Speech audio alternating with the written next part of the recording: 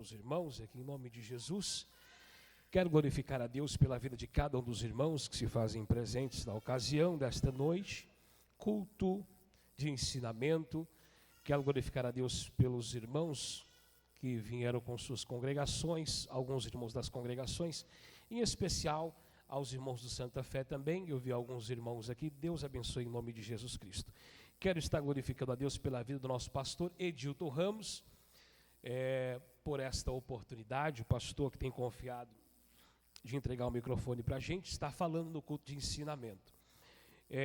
O Senhor nosso Deus deu aí um direcionamento para o nosso pastor Edilton, para estarmos aí falando sobre as 7 cartas do Apocalipse. Nós fizemos a abertura na sexta-feira passada, e com o nosso pastor Ordani, ali do Jardim dos Álamos. E hoje nós vamos dar entrada na primeira carta. Eu prometo para os irmãos que eu vou ser bem sucinto, bem rápido com as minhas palavras. Deus abençoe a vida de cada um dos obreiros que aqui estão conosco. Deus abençoe em nome de Jesus Cristo. Meus amados irmãos, nós estamos aqui baseados no livro de aos Efésios, epístola do apóstolo Paulo. Nosso pastor, ele leu ali no livro do Apocalipse, mas é um complemento desta carta aos Efésios. Amém? Eu quero compartilhar com você bem rápido, em nome de Jesus Cristo, aos Efésios capítulo de número 2, aos Efésios capítulo de número 2, verso de número 2, eu vou estar lendo aqui bem rápido. Coloca para a gente aí aos Efésios, capítulo de número 2, isso. É o 2, tá? Coloca o 2, por favor. Isso. Em que no outro tempo andaste segundo o curso deste mundo, segundo o príncipe das potestades do ar, do espírito, que agora opera nos filhos da desobediência. Paz. Entre os quais todos nós também antes andávamos nos desejos da nossa carne, fazendo a vontade da carne e dos pensamentos, e éramos, por natureza, filhos da ira, como outros também. Mas Deus, que é riquíssimo em misericórdia, pelo seu muito amor com que nos amou, estamos nós ainda mortos em nossas ofensas, nos vivificou juntamente com Cristo, pela graça sois salvo. Amém. Só até aí. Queridos, quando nós nos deparamos com esta carta, eu acho muito interessante, dentre tantos ensinamentos que nós temos no Santo Evangelho de Jesus Cristo, nós nos deparamos com o apóstolo Paulo, e eu posso dizer que os ensinamentos do apóstolo Paulo, como ele é aplicável sempre em cultos de ensinamento, eu posso dizer que nós temos um proveito 100%, eu digo 100%, de tudo aquilo que é ensinado através do apóstolo Paulo. Paulo esse que era judeu, olha que coisa interessante, um homem que era judeu, natural de Tarsis, ele nasce lá em Tarsis, porém ele tem uma cidadania romana. Este é o apóstolo Paulo. Coisa que é tão impressionante, acreditava-se que a família do apóstolo Paulo era uma família que eles tinham posse, eram pessoas de bem. Podemos dizer assim que eles eram pessoas ricas, porque Paulo, ele aprende aos pés de um rabino muito importante da época.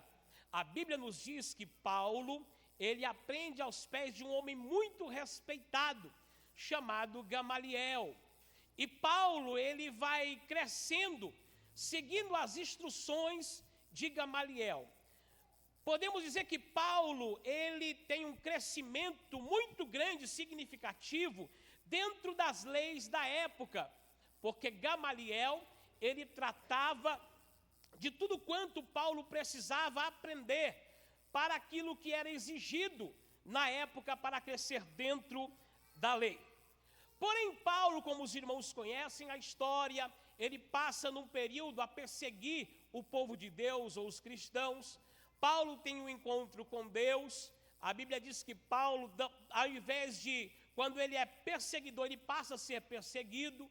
O nome de Paulo, né, tem agora uma nova tratativa, e Paulo agora passa a ser um pregoeiro, um anunciante. Ele começa a anunciar as boas novas do Salvador. Paulo agora, ele passa a ser um representante do Evangelho de Jesus Cristo. Olha que coisa interessante. E agora nós nos deparamos com Paulo seguindo o propósito que Deus havia lhe direcionado. Paulo está agora 100%, podemos dizer assim, dentro de um direcionamento de Deus. Por isso, podemos afirmar que Paulo não corre o risco de vacilar. Paulo não corre o risco agora de errar, porque ele está firme no seu propósito. Quando nós estamos firmes no propósito de Deus, aleluia, nós ficamos longe do pecado, longe de vacilar, longe de cair, longe do erro. E Paulo agora está dentro deste propósito. Nós vamos aprender dentro desta carta que Paulo, ele tem um desafio muito grande quando ele vai para Éfeso. A Bíblia vai nos declarar dentro desse texto, desde lá do primeiro capítulo, que Paulo se depara com algumas situações quando ele chega em Éfeso. Olha que coisa interessante, Éfeso era uma cidade que era muito grande, a sua expansão era enorme. Éfeso era uma cidade que tinha, naquela época, por aquele período, um movimento muito grande em questão de pessoas e na questão do mercado. Era muito bom para se negociar em Éfeso. Em Éfeso se comprava facilmente, em Éfeso se vendia facilmente. Em Éfeso era um lugar onde as pessoas conseguiam granjear dinheiro. Podemos dizer que se fosse naquela época, Éfeso hoje, que é a atual Turquia, podemos dizer que Éfeso tinha, naquela época, se fosse considerar hoje, uma das maiores maravilhas. E qual seria essa das maiores maravilhas? O templo de Diana, de Artemis ou Artemis. Ali era um lugar onde muitas pessoas desejavam ir. Eles queriam ir a Éfeso. As pessoas que estavam ao derredor, eles frequentavam Éfeso justamente pelo seu movimento e pela sua facilidade da circulação de moeda. Tanto era fácil para ganhar como para vender, eles queriam estar em Éfeso. Além do mais, Éfeso tinha um porto natural. Como seria esse porto natural? Um porto que ali por coincidência ou ali um agrado da própria natureza, os navios conseguiam atracar e eles traziam mercadoria e descarregavam com facilidade. Pessoas que iam viajar também embarcavam com facilidade em Éfeso. Era muito fácil para estar em Éfeso. Ou seja, eles tinham uma facilidade, consideramos como se fosse uma metrópole da época. Agora veja, queridos e amados irmãos, havia algo que estava instaurado ali em Éfeso. Qual que era? Este grande problema que tinha em Éfeso, a questão da idolatria. Os que moravam em Éfeso, eles fabricavam, alguns utensílios de prata para vender, justamente endeusando esse Deus desse templo que tinha lá em Éfeso. Eles estavam ali prontos a comercializar a todo tempo. Agora veja bem, tem um homem chamado Paulo do outro lado, ele é direcionado por Deus, impulsionado pelo Senhor, para transformar a história, podemos dizer, de uma nação. Ele é impulsionado por Deus para transformar a história de muita gente. E agora ele vem chegando, eu me deparo e me lembro quando no livro de Salmos diz que os passos de um homem bom são confirmados pelo Senhor. Aleluia! Eu vou repetir, talvez tem gente que não entendeu. Os passos de um homem bom são confirmados pelo Senhor. O Senhor nos chamou para mudar essa geração. O Senhor nos chamou para fazer a diferença entre eles e trazer sobre essa nação, sobre nossa comunidade, sobre o bairro onde nós moramos, a paz, a alegria e a salvação. Nós precisamos ser pessoas que vêm trazendo uma novidade. Que novidade é essa? A novidade do Evangelho, a novidade que é Jesus Cristo. Nunca envelhecerá esta palavra, a palavra que brota, a palavra que cresce, a palavra que alimenta, a palavra maravilhosa de Jesus. Paulo estava impulsionado por Deus a seguir nesse direcionamento, a levar Jesus, a levar Deus para aquele povo. Mas ele iria enfrentar grandes batalhas, iria enfrentar grandes lutas. Não pense você que carregar a bandeira do Evangelho é fácil. Nós nos deparamos, claro, com muitas situações difíceis, e com Paulo, com o apóstolo Paulo, não foi diferente.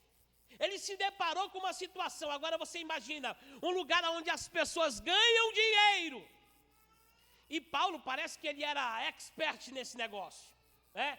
Lembra quando eles tinham aquela jovem que tinha um espírito de adivinhação? Eles ganhavam dinheiro às custas daquela jovem. Eles chegam lá e dizem assim: vamos acabar com o barato desse povo. Vamos cortar o barato deles. A moça trazia dinheiro para eles ganhavam dinheiro com essa moça, porque ela tinha o espírito da adivinhação. Paulo chega lá e acaba com o barato deles, porque ele repreende o espírito que estava sobre ela. Ei, o Senhor vai usar você para trazer diferença, aonde você colocar a planta dos seus pés. Você é diferente, o Senhor te levantou, aleluia, como atalaia, como pregoeiro do Evangelho. No entanto, faça a diferença onde você estiver. Seja na faculdade, seja na escola, seja na rua, seja na empresa, na igreja onde você congrega, na rua onde você mora, seja diferente. Agora olha que coisa interessante, que coisa linda, aleluia. A Bíblia diz que Paulo, ele introduz a mensagem do Evangelho ali em Éfeso. E sabe o que acontece, irmãos? O Evangelho começa a ser propagado e ele começa de uma forma maravilhosa e espantosa para eles, começa a crescer. A obra começa a vingar.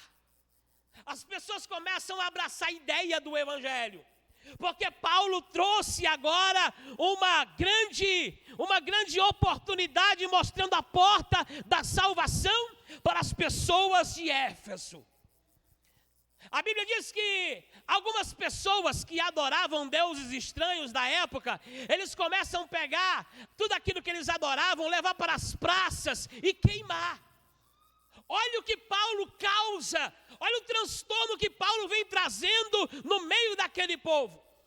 Algumas pessoas chegaram até conspirar contra o apóstolo Paulo, tentando dar cabo na sua própria vida, porque ele estava arruinando o mercado de Éfeso.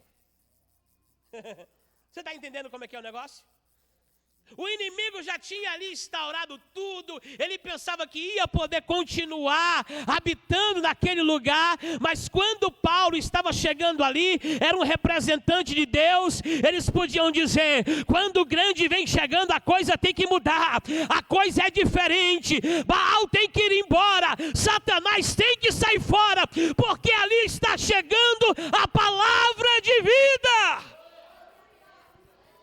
A palavra de vida estava chegando em Éfeso. Olha que coisa tremenda, que coisa maravilhosa. Agora, o apóstolo Paulo, ele vai com um propósito. Todo crente tem que andar com um propósito. Não tem como, irmão, você viver por aí sem propósito. Não tem como você ir por ir. Não tem como você fazer por fazer. Tudo tem que ser um propósito. Ele estava dentro de um propósito de Deus. E essa carta que ele vai enviar para a igreja de Éfeso, esse período que ele envia a carta, ele não está em Éfeso, ele está em Roma. Ele está a 1.419 quilômetros distante de Éfeso. Ele está preso domiciliar, ou seja, ele está preso em uma casa, em uma residência. Por Paulo estar preso numa residência, ele tinha a liberdade de receber amigos que lhe traziam novidades, e ele escrevia cartas a próprio punho. Ele tanto recebia cartas quanto enviava cartas. Por isso que é bom, né, pastor Edilton, não faltar no café de pastores, né? E ele enviava as cartas. A carta é enviada quando ele está preso, e ele recebe uma inspiração e começa a escrever para a igreja. Por quê? Porque Paulo leva a palavra brota, a palavra cresce, a igreja começa a entrar em movimento, agora em Éfeso, e agora a igreja do Senhor está constante em Éfeso. Olha que maravilha! Éfeso agora tem uma igreja que tem uma característica peculiar, que todo mundo queria. Olha que coisa linda. A igreja de Éfeso é uma igreja cheia. Acabou no microfone aqui. Cheia do Espírito Santo. Você já imaginou, irmão, uma igreja cheia do Espírito Santo? Quando a gente que é pastor, pregador, a gente que é seminarista, a gente que é cantor, vai para uma igreja, quando você pega uma igreja cheia do Espírito Santo, o que a gente fala, irmão? Mamão com açúcar. É ou não é, pastor Edilton? Você mal pega o microfone e o povo já está adorando. Você não precisa nem pregar, o povo já adora por si só. Se você cantar, o povo adora. Se você pregar, o povo adora. Se não pregar, tanto faz, mas o povo adora. Aí a gente fala bem assim, como é que foi lá, irmão? Você pegou a igreja cheia do Espírito Santo? Ó, foi mamão com açúcar. É ou não é, Van? Chegou, meu irmão, preguei uma palavra simples que até eu admirei. Comecei a falar, irmão, Jesus é bom. O povo já estava cheio. É fácil demais. Agora, quando você pega uma igreja, irmãos, que ela não tem essa coisa tão maravilhosa, aí você fala bem assim, olha, eu apanhei para pregar lá, foi difícil, hein? Ih, rapaz, eu suei o paletó, viu? E se tiver uma oferta, fala assim, oferta sofrida. Foi a oferta mais sofrida da minha vida. Foi a pregação mais difícil da minha vida. Eu já preguei em igreja, pasmem, eu já preguei em igreja de ver pessoas dormir no banco. Sério, irmão. De ver irmãos dormindo, cochilando no banco. Um negócio terrível. Eu digo, essa igreja é difícil. E geralmente o que a gente faz? Quando você vai para uma igreja que ela é muito difícil, você tem que pregar só conhecimento. Você não pode pregar nada de avivamento, só conhecimento. Aí você tem que conhecer um pouco, você partir para esse lado. Aí você vai só no conhecimento. Terminou, pronto. Agora veja, eu acredito, irmãos, que era muito bom pregar na igreja de Éfeso. Porque o povo, quando você começava a falar do Deus Todo-Poderoso, aleluia, eu creio que as paredes tremiam, o povo vibrava de tanta alegria, levantava a mão, adorava o Senhor, sem ninguém mandar, o povo adorava por si só. E eles tinham uma coisa tão linda, que eles, além de ser cheios do Espírito Santo, eles eram zelosos. Espera aí, pastor, mas não é só isso, calma, eu vou chegar lá, espera aí. Eles eram zelosos, cuidadosos com a obra de Deus. Eles cuidavam um dos outros. Eles não tinham a preocupação de forma alguma, ou seja, a maior preocupação deles era com o bem-estar um dos outros. Opa, peraí, nós somos cheios do Espírito Santo, mas aqui nós somos zelosos. Temos boas obras, temos bons modos, nós nos preocupamos uns com os outros. Nós estamos aqui para ser cheio e recebemos a palavra que o apóstolo Paulo trouxe e nós vamos mantê-la. Mas o tempo passa. O tempo vai passando. Aí sabe o que acontece? Eles começam a cultuar. Vou fazer só um comparativo aqui, tá? Eu tenho esse direito. Eles começam a cultuar na segunda, na terça, na quarta, na quinta, na sexta, no sábado, no domingo. Eles adoram janeiro, fevereiro, março, abril, maio. Chega até dezembro, tá uma bênção. Aí depois, sabe o que aconteceu? Começaram a esfriar. Aquela graça que Paulo trouxe para eles, que apresentou para eles, ficou para trás. Eles começaram a ficar crentes mornos, até esfriar. Quem lia a palavra não lia mais. Quem orava deixou de orar. Quem jejuava deixou de jejuar. Quem buscava a Deus não busca mais. Isso é um perigo, porque a igreja acaba esquecendo e abandonando o primeiro amor. A igreja que era uma bênção, a igreja que era avivada, cheia do Espírito Santo, a igreja que era zelosa, agora ela abandona, ela deixa o primeiro amor. Sabia, irmãos, que às vezes eu tenho a impressão que nós estamos vivendo dias de Éfeso? Sabia que às vezes eu tenho a impressão que nós estamos vivendo dentro das nossas igrejas a mesma história de Éfeso? Parece que está se repetindo. Nós precisamos às vezes lançar um engodo em uma rede social. Nós precisamos lançar um convite totalmente diferenciado para atrair alguém para vir para o culto. Parece que é um favor quando alguém vem para o culto. Parece que é um favor que alguém está fazendo para o pastor. Parece que é um favor que alguém está fazendo para a liderança quando alguém vem adorar. Irmão, não é um favor. Não é merecendo o pastor. Não é merecendo o pregador. Não. Se você vir, venha por conta. Venha para adorar. Venha para glorificar. Venha para se entregar. Venha para adorar o Senhor em espírito e em verdade. Eu tenho uma grande preocupação dentro da igreja. Eu tenho uma grande preocupação de não ser procurado por Deus. Como assim, pastor? Você está ficando louco? Não estou ficando louco, não. A Bíblia diz que o Senhor está à procura de verdadeiros adoradores. Aleluia! Eu quero ser procurado por Ele. Eu quero ser procurado por Ele. Oh, aleluia!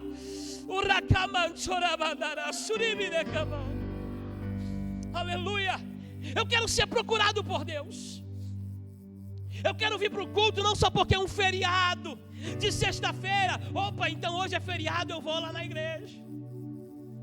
Eu quero vir para a igreja não é porque o pastor me intimou para me vir para a igreja. Não é porque o pastor solicitou. Não é porque o pastor mandou um recado no meu privado. Eu tenho que vir para a igreja porque eu tenho que saber que eu tenho a obrigação, o dever de estar na casa do Senhor para adorá-lo em espírito e em verdade. Hoje nós encontramos pessoas que discordam de tudo. Eu encontro pessoas que dizem aí assim: eu não preciso estar na igreja para adorar.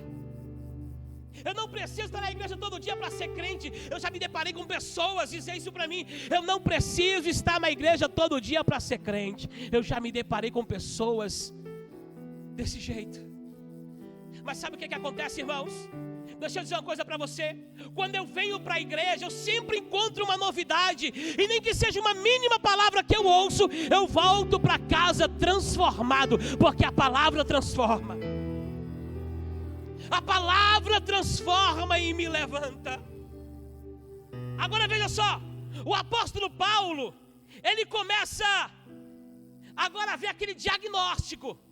Qual que é o diagnóstico? Esquecer o primeiro amor. E o apóstolo Paulo começa a escrever Apocalipse 24.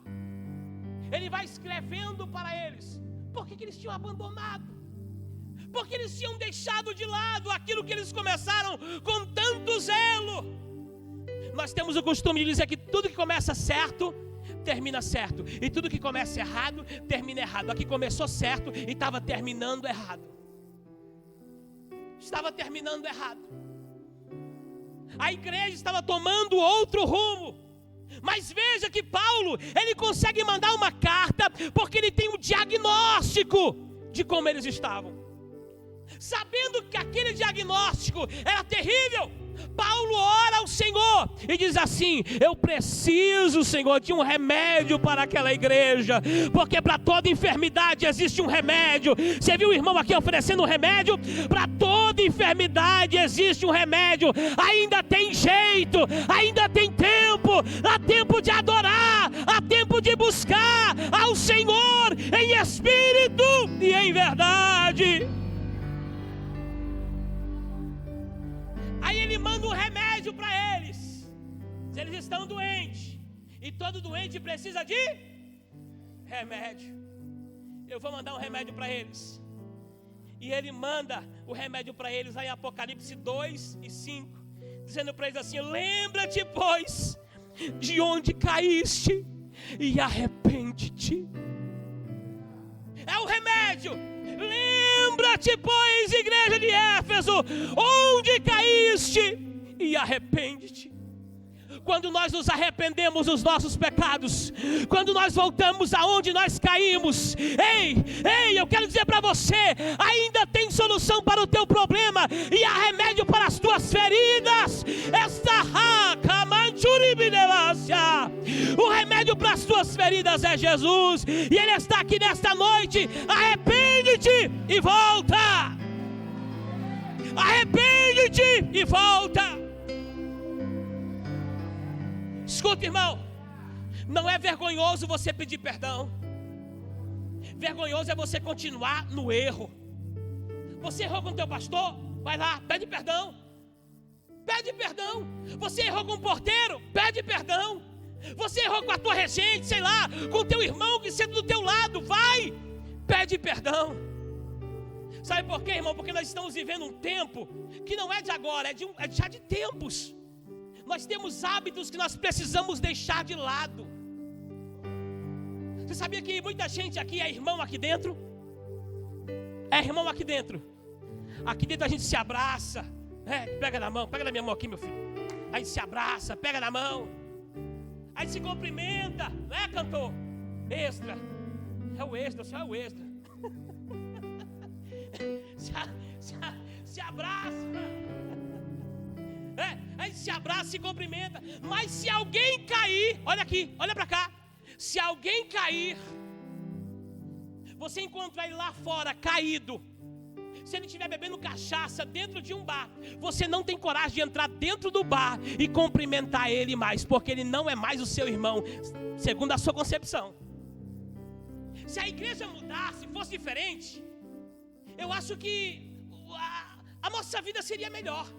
Eu acho que se alguém que eu cumprimento aqui dentro, que eu abraço aqui dentro, ele caísse, e lá fora eu encontrasse ele dentro de um bar, bebendo cachaça, caindo pelas calçadas, eu acho que se eu entrasse no bar, pegasse ele pela mão, dá a mão aqui, pastor, alta mão, alta mão, alta mão, pegasse pela mão, levantasse ele, abraçasse ele, disse: meu filho, aqui não é o teu lugar, vamos voltar, filho, vamos voltar, sai daí, aí não é o teu lugar.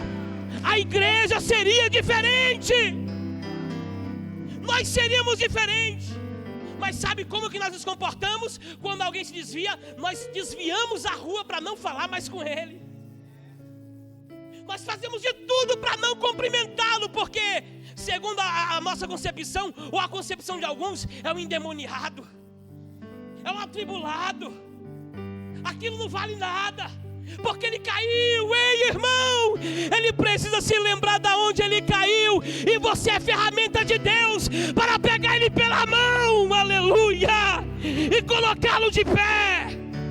Deus quer usar você para levantar alguém. Deus quer levantar você para levantar alguém. Oh, aleluia. Agora olhe,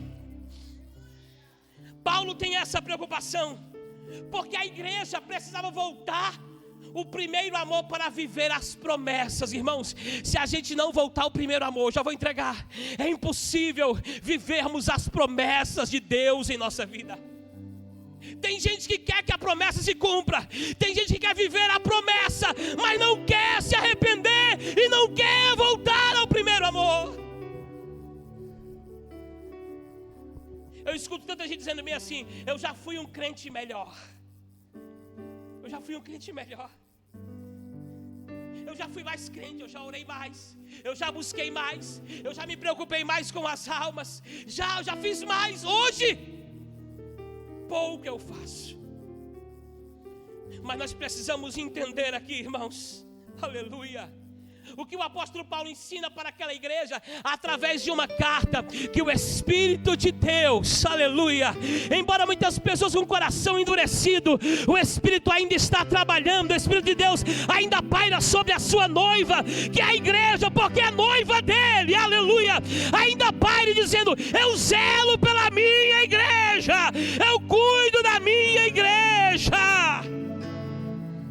Mas a igreja precisa tomar posição de igreja. A igreja precisa tomar posicionamento de igreja. E que nós possamos aqui, irmãos, para encerrar, ser igual à igreja de Éfeso, cheios do Espírito Santo e zelosos. Mas não copiar quando eles esqueceram o primeiro amor. E abraçar a carta de Paulo quando ele diz: arrepende-te, lembra de onde caíste, aleluia, e volta para o teu primeiro amor. Volta para o teu primeiro amor. Curve a tua cabeça. Senhor meu Deus e meu Pai, aí está a tua igreja, Senhor, que recebeu esta palavra neste momento. Pai, nós queremos voltar ao primeiro amor. Nós queremos fazer melhor. Queremos, Senhor, ser crente cheio do teu Espírito, cheios da graça, Senhor. Eu quero compartilhar com meu irmão. Eu quero abraçar a causa do meu irmão. Eu quero, Senhor, tomar a dor do meu irmão. Eu quero, Senhor, voltar ao primeiro amor. Eu quero, Senhor, ser diferente. Eu preciso, Deus. Eu quero voltar ao primeiro amor, ao primeiro amor. Eu quero voltar. Precisamos voltar ao primeiro amor, ao primeiro amor. Volta ao primeiro amor, volta ao primeiro amor. Volta depressa ao teu primeiro amor. Oh, aleluia. Ao primeiro amor. Eu quero voltar a Deus. Quem quer voltar ao primeiro amor? Quem quer voltar ao primeiro amor? Diga assim: Jesus, eu quero voltar ao primeiro amor. Eu quero voltar ao primeiro amor. Eu preciso, eu necessito, Senhor. Eu preciso, Senhor. Eu preciso. Oh, aleluia.